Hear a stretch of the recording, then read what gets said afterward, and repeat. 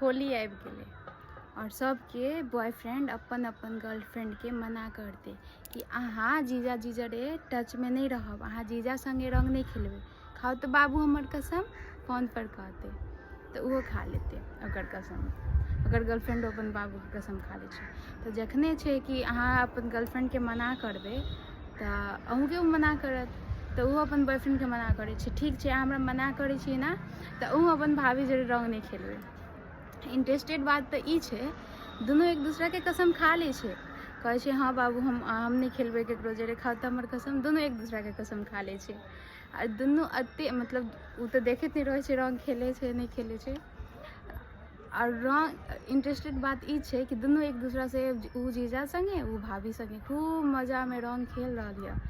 आ होली खत्म भेला के बाद फिर फोन पर पूछते बाबू रंग तो नहीं खेलिए ना, तो कहते नहीं। तो एहन सब होइ छै।